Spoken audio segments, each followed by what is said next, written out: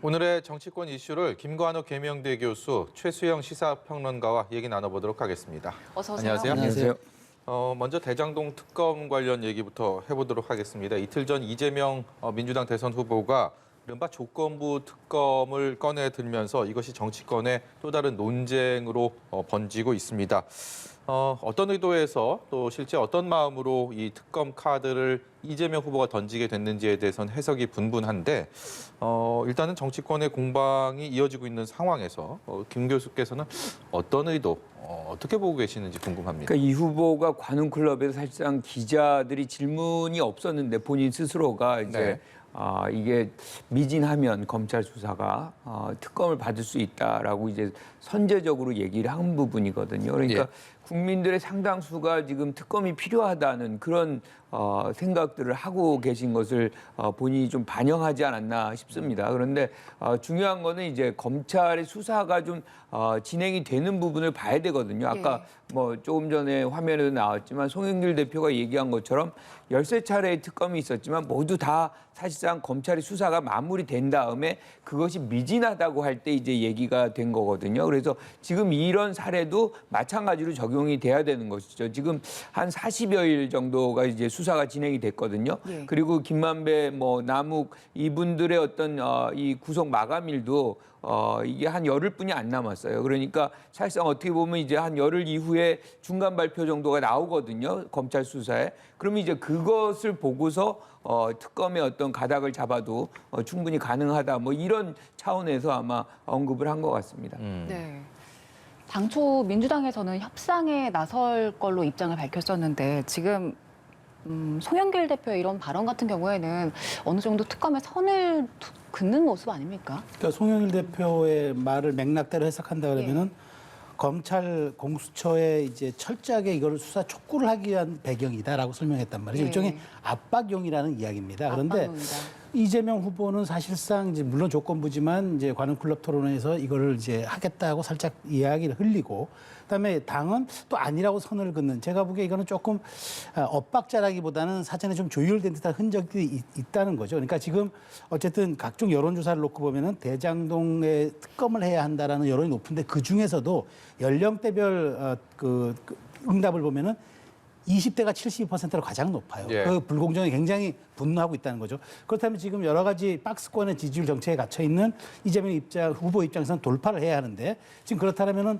어쨌든 조건부 특검 수용이라는 단어에 방점을 찍고 돌파를 하려는데 민주당 내 입장에서는 이게 지금 아직 성급하게 조율되지 않은 상태에서 간다는 거는 사실 특검이 도입된 13차례 동안 준비기간, 여야 협상 준비기간만 평균 43.5일이라는 통계가 나와 있어요. 그러면 지금 시작을 해도 내년 선거 전에 안 되고 조금 더 후에 시작을 한다 그러면 대통령 당선자가 나온 다음에 인수위 시절에 아마 나올 가능성도 매우 크기 때문에 어쩌면 이재명 후보는 박스권 탈출을 위한 전략으로서 수용을 과감하게 하는 것처럼 하고 당 지도부는 이것을 조금 시간을 좀 더 벌면서 좀 약간 그 말하자면은 국면 전환용으로 조금 활용하는 의도가 있지 않을까 저는 그렇게 분석을 합니다. 예, 말씀하신 것처럼 이 특검을 정치권이 논의를 하게 된다면 여야 원내대표가 이 협상의 최전선에서 얘기를 하게 될 텐데 이 조건부 특검을 놓고서 여야 원내대표의 목소리 좀 들어보고 올 텐데요. 신경전이 만만치가 않습니다. 들어보시죠. 그 조건부를 우리 후보께서 이재명 후보께서 그 강조하신 이유는 대개 지금까지 특검이 논의되면 검찰이 이제 수사를 좀 중단하는 경향이 있었거든요. 예. 그러니까 검찰이 수사 중단하지 말고 철저하게 계속 수사를 하라는 저희는 뭐 고발사주 의혹에 대해서 특검하자 소리도 안 했는데요. 예. 예, 야당에서 무슨 동시 특검 받겠다 이런 이야기를 하는데 말입니다. 예. 이건 역시 이제 그 공수처가 수사를 하고 있지 않습니까? 예. 이 공수처가 수사하고 있는 것에 대해서 어떻게 좀 피해 보려는 이 꼼수란 말입니다. 지금이라도 즉각 하루빨리 도입을 해서 최대한 대선 전에 결론을 내려야 됩니다. 그래야 국민들이 보실 때 선택의 기준이 확실하게 나타나는 거죠. 결국 적당히 여론을 무마하면서 마치 특검을 수용할 듯한 자세를 보여서 결국은 피해 나가기 위한 일시 국면 전환용 꼼수다 그렇게 생각이 들고요. 국민 여론을 피하기, 소나기를 피하기 위해서 잠시 또 그냥 이게 속임수 쓰는 것이다. 그렇게밖에 볼 수가 없습니다. 네, 윤호중 원내대표의 이야기 보면 철저한 검찰 수사를 강조한 발언이었다라는 것도 알 수 있고, 그리고 윤석열 후보가 검찰 시절에 그 부산저축은행 주임 검사였잖아요. 그래서 이 부실 수사 의혹도 함께 특검을 해야 된다라면서 일단 수사 대상에 포함하자고 밝혔고, 여기에 대해서 일단 국민의힘은 이걸 타이밍을 지금 시기를 당장 도입해서 대선 전에 결론을 내려야 된다 이렇게 주장하고 있습니다.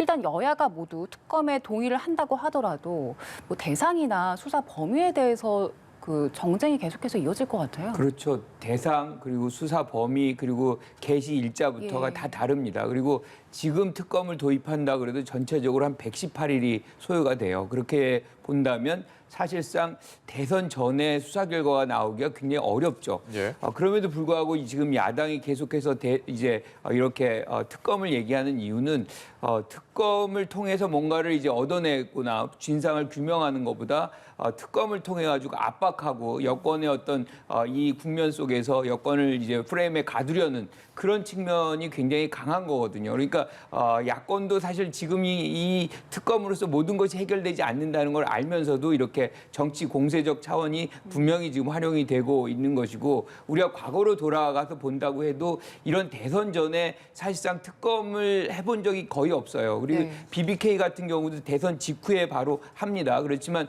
그때도 이제 사실은 특검이 무혐의 처리를 했는데 나중에 알고 봤더니 사실은 혐의가 다 있었던 거잖아요. 이명박 전 대통령이. 그러니까 특검을 지금 뭐 만능의 어떤 칼자루 뭐 이렇게 지금 야권은 부각을 시키고 있지만 사실상 특검의 결과들이 그렇게 우리가 동의할 수 있을 만큼 높은 수준의 이 결과를 도출하지 못했던 그런 과거 경험들이 분명히 있다는 것도 우리는 좀 알아야 되겠다 이렇게 봅니다. 예.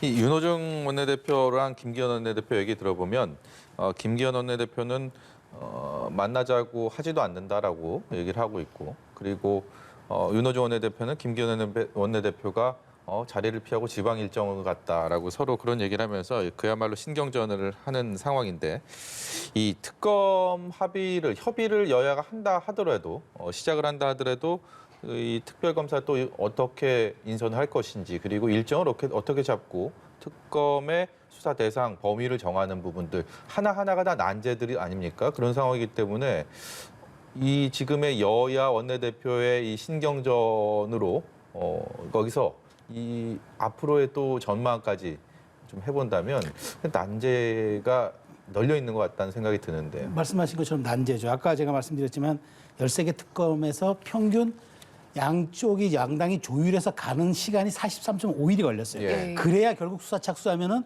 또 60일이 소요되고 한 차례 연기하면 또 90일, 30일 더해서 90일이 소요돼요.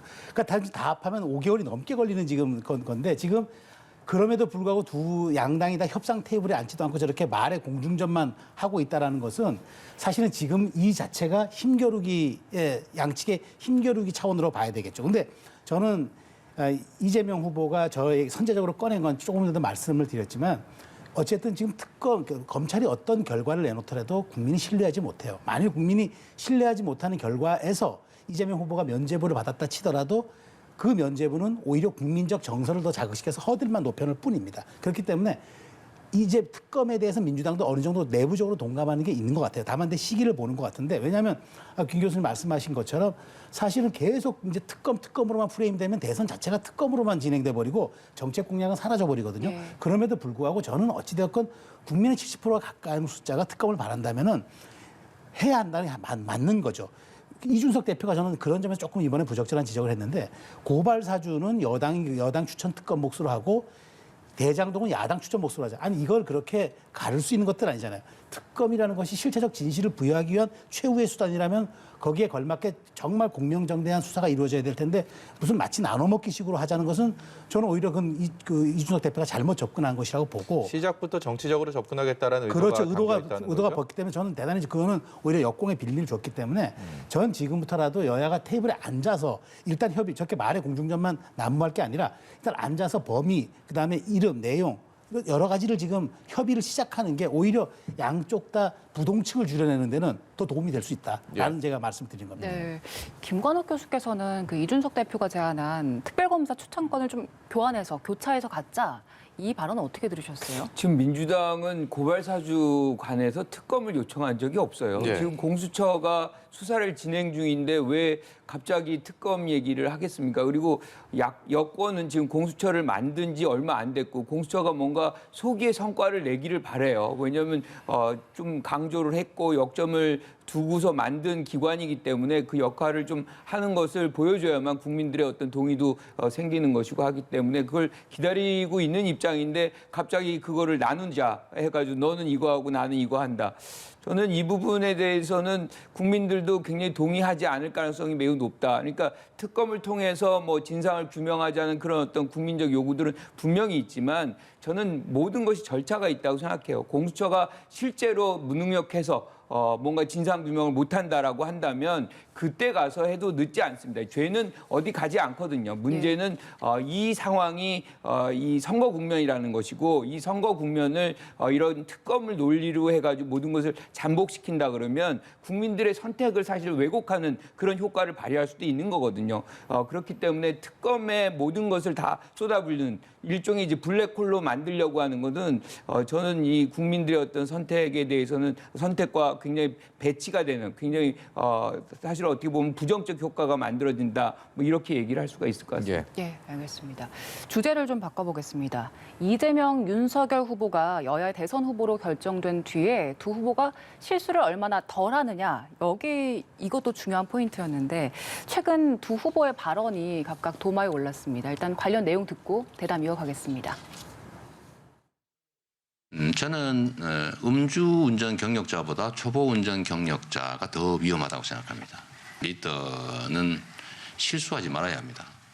실수할 가능성이 적어야 하죠.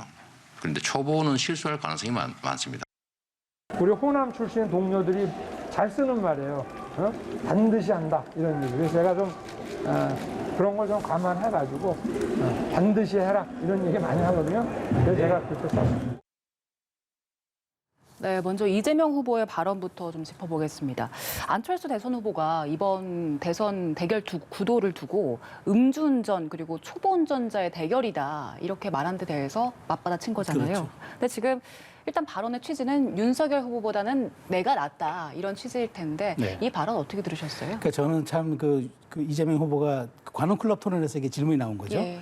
그런데 이제 순발력 있게 대처를 했는데 이건 어떤 대답을 해도 사실은 조금 후폭풍이 나올 수밖에 예. 없는 거였어요. 그런데 순발력 있게 대응을 했지만 제가 보기에 여러 가지 음주운전에 대한 거는 국민적인 공분도 사실 있는 거고 여러 가지 국가적으로 우려가 많아서 여기에 대해서 제도를 윤창호법이라든가 굉장히 강화하는 마당에 이런 대답이 나온 거는 본인으로서는 돌파를 하긴 했지만 이게 계속 여진이 남을 수밖에 없는 사안이고 어쨌든 둘 중에 하나를 고르라 그랬는데 이 대답을 택한 것은 윤석열 후보보다는 내가 훨씬 유능하고 실수를 안 할 것이다. 초보에게 나라를 맡겨서 되겠느냐. 그 취지로 이야기한 거지만 결국에는 제가 보기에 순발력에 대한 후과를 전 치를 수밖에 없는 대답이 될 것이다. 이 음주운전에 대한 이야기는 대선 후보 내내 꼬리표처럼 따라다닐 가능성이 매우 높기 때문에 이재명 후보가 이건 참 어떻게 피해야 할지 뭐 제가 여기서 언급할 건 아니었지만 그럼에도 불구하고 이 음주운전에 대한 본이니까 초보 운전보다 음주운전이 훨씬 낫다라고 비춰질 만한 이 얘기는 아마 좀 내내 부담으로 작용할 가능성이 매우 클 수가 있다라는 저는 그렇게 좀 분석을 했습니다. 사실 유심히 들어보면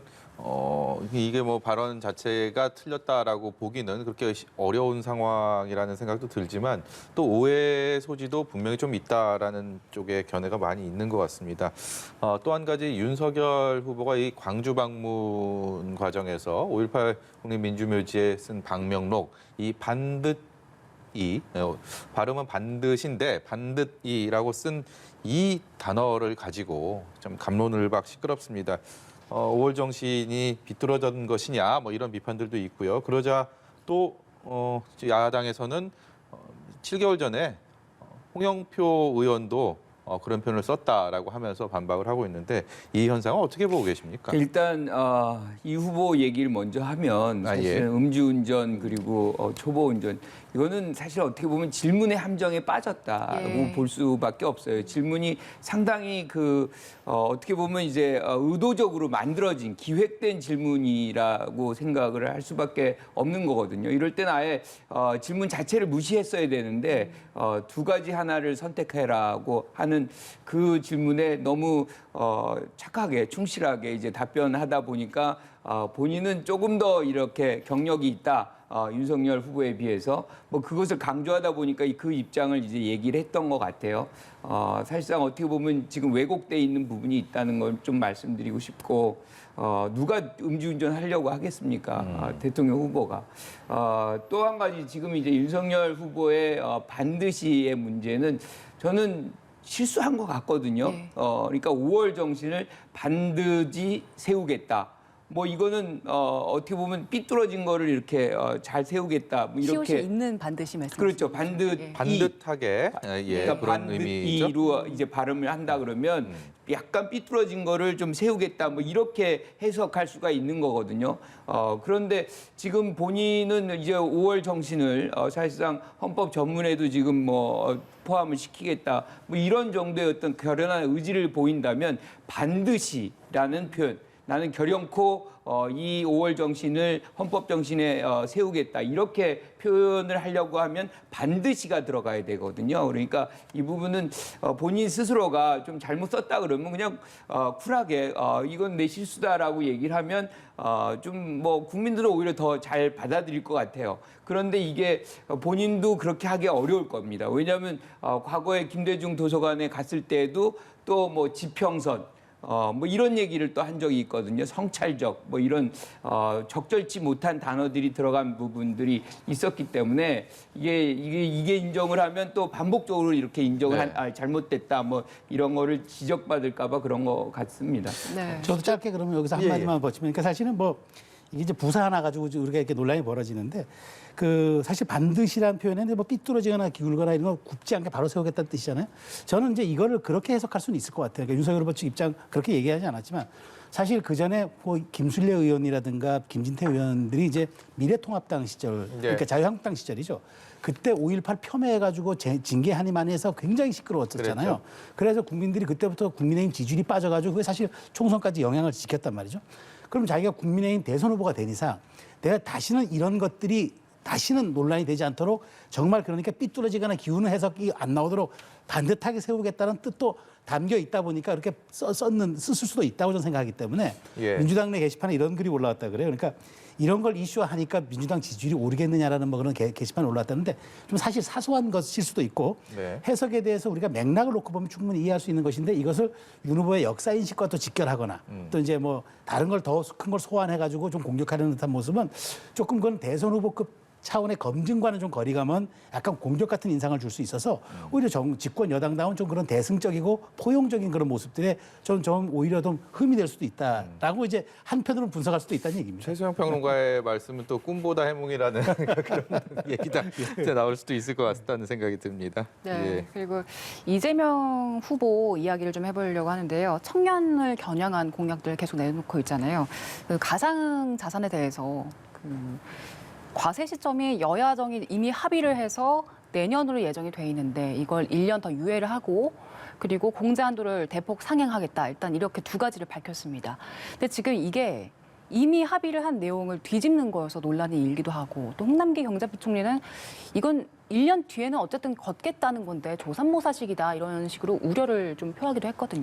근데 이제 그렇게 평가할 수도 있지만 준비 부족이라는 부분이 있어요. 왜냐하면 이 거래소들이 이렇게 우리 증권거래소처럼 투명하게 지금 작동을 못하고 있거든요. 여러 개들이 있었는데 거기서 이제 처음에 구매하는 거래소와 예컨대 다른 거래소로 옮겨졌다고 쳐요. 그러면 이제 거기서 매각하는 거래소에 어떤 소통이 없습니다. 정보 교류가. 그럼 매번 한 사람들마다 그 정보 교류의 허가를 받고서 이 부분을 확인해가지고 거기에 수익에 관해서 과세를 하는 이런 부분들이 있어요. 이게 아직 통합적으로 시스템이 구축이 안 됐거든요. 그러다 보니까 이게 2022년도 소득분부터 과세를 하게끔 돼 있는데 이런 오류들이 발생을 하고 할 가능성이 매우 높으니 1년 정도 유예를 하는 것이 좋겠다. 그리고 이제 그런 기간 동안에 여기에 이제 또 20, 30대들이 많이 투자를 했잖아요. 그러니까 뭔가 자산을 형성 형성할 수 있는 기회, 뭐 이런 부분도 좀 지원을 해주는 그런 여러 가지 중첩적인 어떤 목적하에 지금 이재명 후보가 이것을 이제 제시를 한 것인데,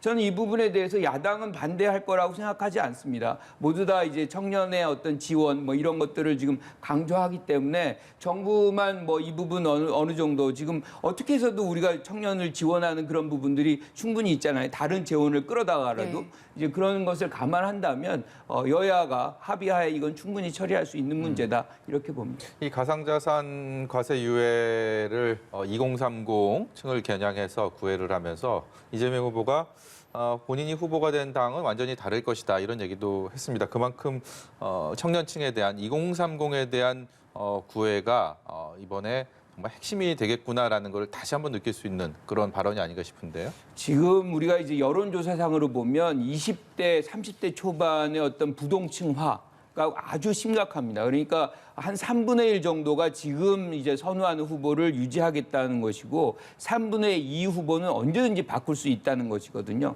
그만큼 20, 30대가 사실 필요로 하는 거를 채워주는 후보가 아직 없다고 볼 수 있는 부분이거든요. 예. 그러니까 저는 이 부분에 대해서는 양 후보 또는 뭐 다른 후보들도 경쟁적으로 좀 청년층을 지원하는 그런 정책들을 해서 그들의 어떤 선호하는 바를 이번에 어떻게든지라도 충족시켜주는 그런 대선이 된다 그러면 좀 생산적이 되지 않을까 뭐 이렇게 예. 좀 생각합니다. 이번에는 국민의힘 얘기해 보도록 하겠습니다. 이제 윤석열 후보의 선대위가 이제 꾸려져야 될 텐데 선장을 누가 할지, 갑판장은 누가 하고 조타수는 누가 하고 이 면면을 두고서 굉장히 시끄럽습니다. 오가는 얘기도 많이 있고요. 그렇기 때문에 현재 상황들 총체적으로 좀 어떻게 분석하고 계신지 궁금합니다. 저는 그러니까 윤석열 후보가 우리 헌정 이래로 주요 정당에서 정치 입문한 지 4개월 만에 대선 후보가 된 사례가 유일합니다. 예. 앞으로도 아마 후무할 거로 저는 생각이 되는데, 그렇기 때문에 그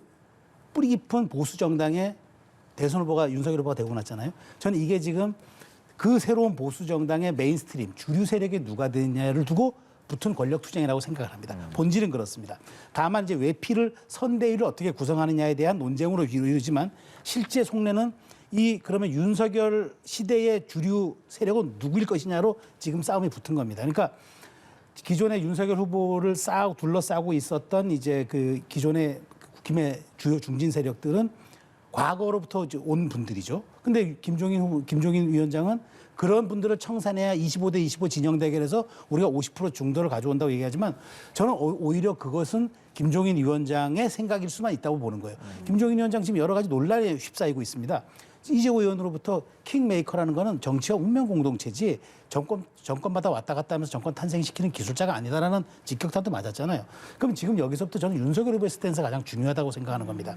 윤석열 후보가 지금의 지지율을 유지하면서 예. 솔로 무대를 해가지고도 대선 후보까지 대선까지가 제가 승리가 가능하다 그러면은 굳이 원톱, 투톱 해가지고 권력 지분 나눌 것도 없고 그 다음에 킹 상황 소리 들어가면서까지 그런 리스크 감내할 이유가 없는 거죠. 네. 그리고 지금 2030 이준석 대표의 관계도 마찬가지예요. 2030 지지가 그나마 상대적으로 이재명 후보보다 높단 말이죠. 이것이 계속 유지가 된다면 본인의 기량으로 커버할 수 있다는 건데, 그렇다면 굳이 내가 주류 세력으로부터 내가 또 그 새로운 윤석열 표 브랜드를 만드는 게 낫지 않느냐, 이런 또 생각이 들 수도 있어서 저는 이 과정이 뭐 원톱으로 갈지 투톱으로 갈지, 뭐 김병준 위원장이 합류할지, 뭐 주호영, 장재원 의원 뒤로 밀릴지 이런 좀 지켜봐야 되겠습니다만은 향후 2주간의 지지율이 이 폭을 결정할 것이다. 그래서 어쩌면 김종인 위원장이 선대위 가이드라인으로 출범 가이드라인으로 11월 20일을 제시한 것도 향후 2주간의 여론조사 때문에 한번 본인도 본 것 같은데, 윤석열 후보는 결국은 11월 30날에 어느 정도의 지금 본인의 지지율을 놓고 그것이 기준점이 돼서 전 선대위 출범의 어떤 분기를 가리지 않겠나, 그렇게 분석합니다. 그럼 네. 나름의 기준점을 설정하고 그 지지율 추이를 보고 그렇죠. 있을 것이다라는 있다는 얘기를 얘기신가요? 저는 그렇게 분석하는 거죠. 그리고 저희가 조금 전 화면으로 보여드렸는데 그 김종인 전 비대위원장이 오늘 인터뷰를 했습니다. 그런데 거기서 허수아비 노릇을 할 수 없다 이런 이야기를 했거든요. 그런데 이게 그러니까 전권을 달라는 건 아니고 일할 여건을 조성해 달라. 이런 의미다라고 이야기를 했는데 사실 저는 이 허수아비 노릇을 할 수 없다. 이건 결국에 정권 달라는 이야기로 들렸거든요. 그렇죠. 저도 똑같이 들었습니다. 예. 그러니까 정권을 안 주면 통괄 선대위원장 안 맡겠다 뭐 이런 얘기인데 지금 이 김종인 전 비대위원장이 왜 저런 얘기를 하는지 좀 저는 이해가 가거든요. 그러니까 사실 재보선을 승리로 이끌었어요. 그런데 우리가 그 비대위원장이 떠날 때 모습을 보면 거의 쫓겨나듯이 떠납니다. 그러니까 다시 모시는 일이 없도록 하겠습니다. 그게 이제 주호영 당시 원내대표의 말이었어요. 예. 이거는 뭐 굉장히 불쾌할 수밖에 없는 거죠. 결국에 이런 분들하고 같이 하고 승리를 한다 그래도 또 쫓겨날 것이라는 생각을 안 할 수가 없는 거죠. 이 김종인 전 비대위원장의 입장에서는. 그래서 지금 말씀하신 대로 권력투쟁 맞고요.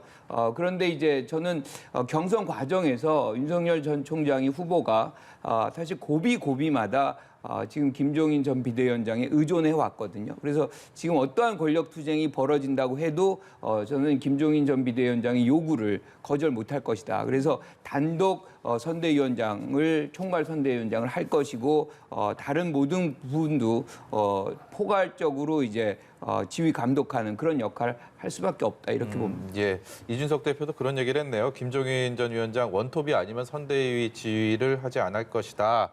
이런 얘기를 조금 전에 했다고 하는데요.